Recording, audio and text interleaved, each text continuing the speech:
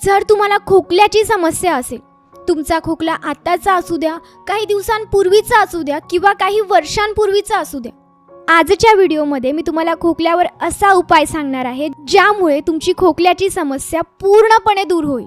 मी अगदी सोपी अशी एक होम रेमेडी सांगणार आहे जिच्या मदतीने तुमचा कसाही खोकला असू द्या, कितीही जुना असू द्या, त्याची समस्या पूर्णपणे दूर होऊन जाईल. हा उपाय कोरडा खोकला आणि ओला खोकला दोघांसाठीही इफेक्टिव्ह आहे. जर तुम्ही वेगवेगळ्या औषधी घेऊन थकला असाल, वेगवेगळे कफ सिरप घेऊन बोर झाला असाल, तर आता फक्त या रेमेडीला ट्राय करून बघा. विश्वास ठेवा, यामुळे तुम्ही अजिबात डिसअपॉइंट होणार नाहीत. चला तर मग सुरू करूया. मित्रांनो, हा जो खोकल्याचा उपाय आहे हा लहानांसाठी सुद्धा आहे आणि मोठ्यांसाठी सुद्धा आहे. याला बनवण्यासाठी तुम्हाला फक्त 5 वस्तूंची गरज आहे आणि अशा 5 वस्तू ज्या तुम्हाला तुमच्या किचनमध्ये आरामात मिळून जातील. पहिली गोष्ट जी आपल्याला हवी आहे ती म्हणजे काळे मिरे.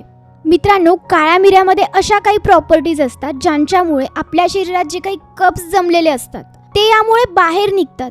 आपली जी श्वास नलिका असते तिच्यामध्ये काही प्रमाणात कप्स अडकलेले असतात आणि त्यामुळे आपल्याला बऱ्याचदा श्वास घ्यायला सुद्धा त्रास होतो. तर काळे मिरे त्याच कप्सना साफ करण्याचं काम करतात, ज्यामुळे आपली श्वास नलिका स्वच्छ होते आणि आपला खोकला कमी होण्यात मदत होते.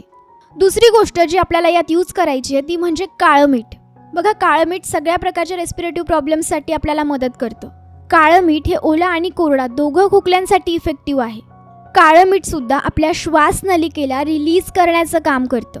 खोकल्यामुळे आपल्या श्वास नलिकांमध्ये जकड आलेली असते आणि तिला काढण्याचं काम काळं मीठ करतं, ज्यामुळे आपल्याला श्वास घेण्यातही आराम मिळतो. तिसरी गोष्ट जी आपल्याला हवी आहे ती आहे ओवा. ओवा आपल्या चेस्ट कंजेशनला दूर करण्यासाठी बेस्ट आहे. पुढची गोष्ट जी आपल्याला लागणार आहे ती म्हणजे इलायची. 5वी गोष्ट जी आपल्याला हवी आहे ती आहे आलं. आलं हे आपल्या चेस्टमधल्या इन्फेक्शनला दूर करण्याचं काम करतं, आपल्या आतमधली सूज कमी करण्याचं काम करतं, कप स्वच्छ करण्याचं काम करतं. तर बघा, आपल्याला काय काय हवंय. पाव चमचा काळे मिरे, पाव चमचा काळं मीठ, 1 चमचा ओवा, 4 चमचा ठेचलेलं आलं आणि 4 ते 5 सोललेली इलायची. इलायचीचं जे बाहेरचं आवरण असतं ते आपल्याला यात नकोय, आपल्याला फक्त त्यातलं आतलं हवंय. या सगळ्या गोष्टींना तुम्हाला एकत्रितपणे मिक्स करायचं आहे. त्यानंतर तुम्हाला गूळ घ्यायचा आहे, 5 चमचे गूळ.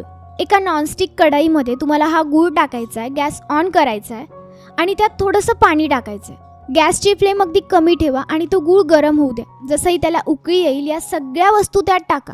आणि हा जो गूळ आहे याला जास्त शिजवायचं नाहीये, लक्षात घ्या. जर याला आपण जास्त शिजवलं तर ते कडू होऊन जाईल.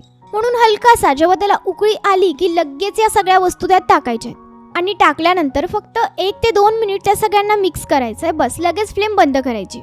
आणि जसंही तुम्ही फ्लेम बंद केली याला थोडं गार होऊ द्या आणि एका काचेच्या बरणीत काढून ठेवा. आणि याला तुम्हाला घ्यायचंय अर्धा चमचा सकाळी आणि अर्धा चमचा रात्री झोपण्याआधी. सकाळी तुम्ही याला केव्हाही घेऊ शकता, पण रात्री लक्षात ठेवा तुम्हाला झोपण्याआधीच याला प्यायचंय. आणि समजा तुम्हाला खूप जास्त खोकला येतोय तर जसाही खोकला आला तुम्ही याला घेऊ शकता. घेतल्यानंतर 10 मिनिटातच तुमचा खोकला थांबेल, तुम्हाला लगेचच फरक दिसेल. आणि जर तुमचा खोकला खूप दिवसांआधीचा असेल तर तुम्हाला 3 ते 5 दिवस लागतील पूर्णपणे तुमचा खोकला जाण्यासाठी. आणि जर तुमचा खोकला खूपच जास्त जुना असेल तर तुम्ही याला 7 ते 8 दिवस कंटिन्यू घ्या. याने तुम्हाला काही नुकसान होणार नाहीये, काही साईड इफेक्ट्स होणार नाहीयेत, तुम्हाला लगेचच बरं वाटणार आहे.